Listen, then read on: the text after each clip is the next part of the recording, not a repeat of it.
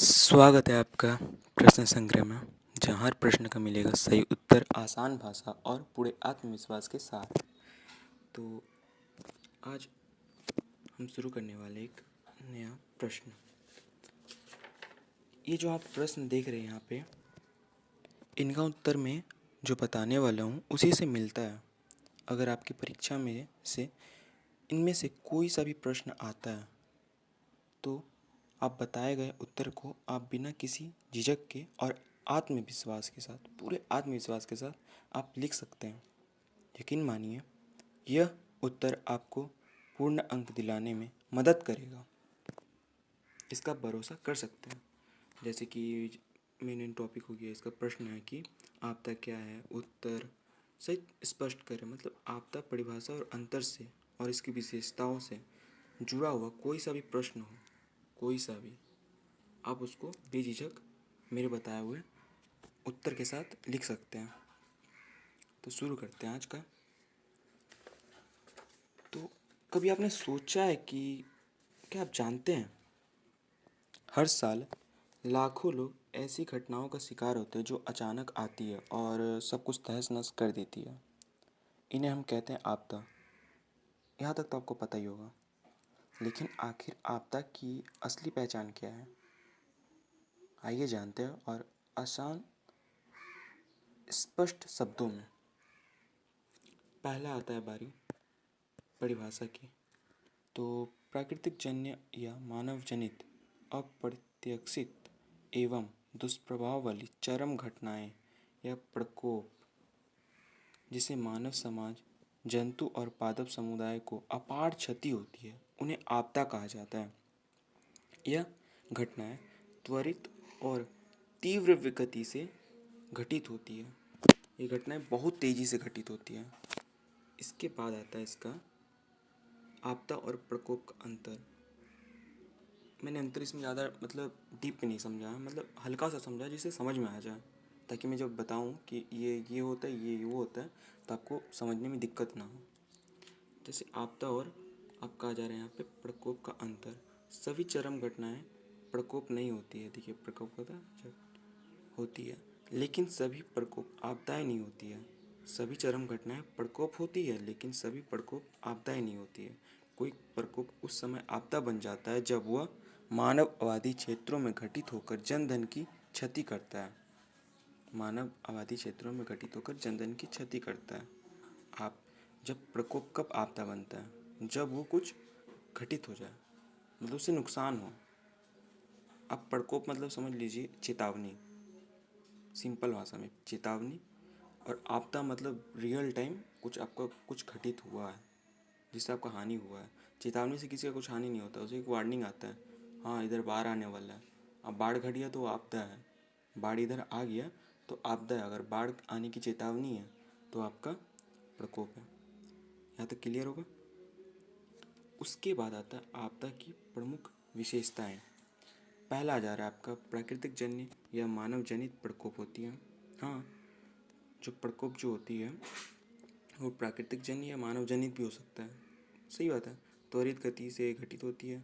आकलन मानव जीवन और संपत्ति के क्षति के आधार पर किया जाता है। हाँ, इसका नुकसान कितना हो रहा है, वो आपका कितना आदमी, मतलब कितना आदमी की मृत्यु हुई है या फिर कितनी संपत्ति की हानि हुई है, कि मानव समाज पर कितना उसका असर पड़ा हुआ, इसका आकलन इसी पैमाने पर किया जाता है।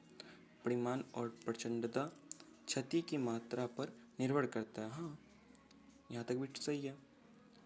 इसके बाद सभी, ये पांचवा नंबर है, ठीक। ये 4 नंबर था, ये कोई हेडिंग नहीं है आपका, एक मतलब पॉइंट है। जैसे ये 4 था, इसके बाद 5 है, ठीक। सभी चरम घटनाएं आपदाएं नहीं होती है। मैंने कहा था सभी चरम घटनाएं आपदा नहीं होती है। अब देखिए एग्जाम्पल से आप इसको क्लियर कीजिएगा। जैसे पहला है, समुद्र में उत्पन्न चक्रवात और वहीं समाप्त हो जाए केवल प्रकोप है। हाँ, अगर समुद्र में कोई मतलब चक्रवात उत्पन्न होता है, वहीं पे समाप्त हो गया बिना किसी नुकसान का, तो केवल एक प्रकोप है। और वही चक्रवात यदि आबादी वाले क्षेत्र में आए और क्षति करे तो वो आपदा बन जाता है। जैसे निर्जन क्षेत्रों में ज्वालामुखी प्रकोप का काम करता है, और वही घनी आबादी में हो जाए तो वो आपदा का काम करता है। छठा नंबर इसका आ जा रहा है, आपदाएं सामाजिक ढांचे को ध्वस्त कर देती है, आवश्यक सेवाओं को अव्यवस्थित कर देती है। आपदाएं जो होती है सामाजिक ढांचा जो जैसे हम लोग घर हो गया, इमारत हो गया, कुछ सरकारी भवन हो गया या कुछ कुछ भी भवन हो गया, सामाजिक जो ढांचे हैं उनको एकदम ध्वस्त कर देती है और आवश्यक सेवा को अव्यवस्थित कर देती है। सातवां नंबर आपका आ जाता है, सामाजिक आर्थिक मानसिक एवं स्वास्थ्य संबंधी गंभीर समस्या उत्पन्न कर देती है। हाँ, जहाँ तक कुछ आपदा आती है तो आदमी मतलब एक दहशत सा लग जाता है, आदमी का मन में बैठ जाता है, लोगों के मन में कि यार इससे कैसे उभरेंगे या मतलब कैसे इसको कैसे छुटकारा पाएंगे, इतना हानि हुआ इसको कैसे रिकवर किया जाएगा। सरकार ये आर्थिक समस्या तो होती है, पर जो हमारे मन में भी मतलब जिनका नुकसान हुआ है उनका भी ज़्यादा डर बैठ जाता है। इसके बाद आता है पर्यावरण प्रकोप और आपदा का संबंध। अब ये लोग से रिलेशन लोग बता रहे हैं, अक्सर दोनों शब्द को समानार्थी माना जाता है। ठीक, अधिकतर पर्यावरणीय आपदाएं प्राकृतिक जन्य होती है। ज़्यादातर पर्यावरण जो आपदाएं होती है वो प्राकृतिक जन्य होती है। आपदा का निर्धारण इस आधार पर होता है वह मनुष्य और अन्य जीवों पर कैसा प्रभाव डालती है। ठीक, आपका आपदा का निर्धारण इस आधार पर होता है कि वो मनुष्य और अन्य जीवों पर कैसा प्रभाव डालती है। इसके बाद आता है आपका उदाहरण से स्पष्ट कीजिए अब इसको। निर्जन क्षेत्रों में अगर 9 तीव्रता वाला भूकंप आया तो आपदा नहीं है। निर्जन क्षेत्र वैसे क्षेत्र जहाँ कोई नहीं रहते हैं। निर्जन क्षेत्रों में अगर 9 तीव्रता वाला भूकंप आए तो वो आपदा नहीं है। और वही आबादी वाले क्षेत्रों में अगर हल्का सा भी भूकंप आ गया तो आपदा का कारण बन सकता है। जैसे 2005 का मुजफ्फराबाद आज़ाद कश्मीर जिसको पीओके भी कहते हैं, भूकंप तीव्रता 6.6, 50,000 से भी ज़्यादा लोगों की मौत हुई थी। भीषण आपदा, क्योंकि ये घनी आबादी वाला क्षेत्र है, यहाँ पे लोग रहते हैं। अगर लोग जहाँ लोग रह रहे हैं, जहाँ मनुष्य रह रहे हैं, वहाँ पे हल्का सा भी भूकंप आ रहा है या किसी की जान माल जाती है, मतलब जान माल की हानि होती है, तो आपदा कहलाता है। ठीक, और ये आपदा आ गया। अगर यही कोई मुजफ्फराबाद में अगर कोई मतलब खाली जगह रहता है, वहाँ पे कोई नहीं रह रहा है, तो वो आपदा नहीं होता। बात क्लियर है। इसके बाद आता है आपदा निर्धारण के कारक। इसका कारक आ जाएगा केवल आवृत्ति या कि जिसको हम कहते हैं फ्रीक्वेंसी नहीं, बल्कि तीव्रता, परिमाण और क्षति की मात्रा आपदा को परिभाषित करते हैं। इसकी फ्रीक्वेंसी ही नहीं होती है। जैसे अभी हम बोले ना 9 पॉइंट का भूकंप आ गया, 6.6 का भूकंप आ गया मुजफ्फराबाद में 2005 में, सिर्फ इसकी फ्रीक्वेंसी ही नहीं, इसकी तीव्रता, परिमाण और क्षति की मात्रा भी। अगर मान लीजिए वो 6.6 का जो भूकंप आया था, अगर उसी से एक भी मृत्यु नहीं होता घनी आबादी में भी, तो उसकी वो आपदा नहीं होता। ठीक, इसके बाद आता है वैश्विक परिप्रेक्ष्य। संयुक्त राष्ट्र के आपदा संयोजन UNRDO रिपोर्ट के अनुसार पूरे विश्व की बात हो रही है यहाँ पे, पूरे विश्व में 90% प्राकृतिक आपदाएं विकासशील देशों में घटित होती है। और प्राकृतिक आपदाएं राजनीतिक और आर्थिक सीमाओं की परवाह नहीं करती है। हाँ, आपदाओं के लिए थोड़ी ना कोई मतलब सीमा होता है कि नहीं यार ये उधर चल जा रहा है, ये अलग देश है, हम इसी में रहते हैं, ऐसा कुछ नहीं होता उन लोग के लिए। फिर आता है विकासशील देशों में आपदा की स्थिति। अब विकासशील जो देश है उसमें भी क्या आपदा की स्थिति है। अधिकतर देश उष्ण और उष्ण क्षेत्रों में स्थित जहाँ बाढ़ सूखा आदि सामान्य है।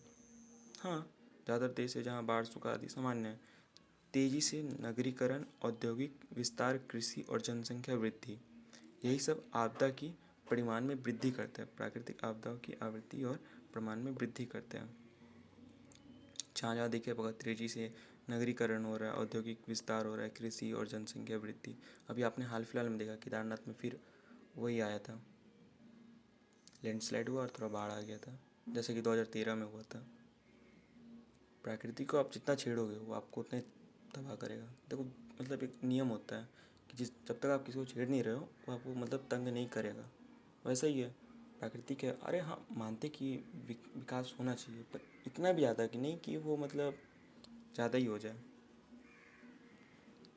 अब देखिए यम हाजी सुमे में 1989 के अनुसार एक रिपोर्ट है।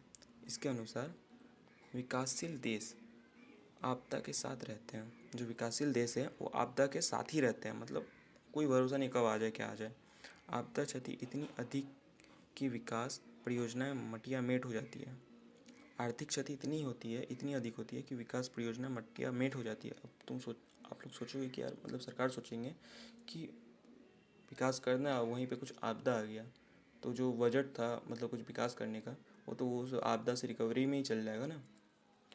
जैसे यहाँ पे लिखा हुआ है, धन और आपदा निवारण में खर्च करना पड़ता है। जो मेन आपका जो बजट था, उसका बजट था कि विकास परियोजनाओं को, इससे विकास अपना करते रहेंगे, हम अपना देश का विकास करेंगे। और वही उसका जो बजट है वो तो आपका चल जाएगा इसमें। खत्म। तो इनसे हमको ये शिक्षा मिलती है कि जैसे निष्कर्ष इसका मिला जुला के ये आता है कि दोस्तों, आपने तो अब जानते हैं कि आपदा क्या है, इसकी विशेषता क्या है और ये क्या होती है। अगर इस वीडियो से आपको उपयोगी लगा हो, अगर आपका वीडियो ये अच्छा लगा हो, तो ज़्यादा कुछ नहीं करना, बस आप एक लाइक करें, शेयर करें और हमारे चैनल को सब्सक्राइब करें। सब्सक्राइब तो ज़रूर करें, क्योंकि आगे जो वीडियो आने वाले हैं उससे आपको पता चलेगा। ठीक। और हाँ, अगर कमेंट में बताइए, ये मेन टॉपिक आपका, कमेंट में बताइए कि आपको सबसे ज़्यादा यादगार आप तक कौन सी लगी और क्यों। चलिए मिलते हैं अगले वीडियो में।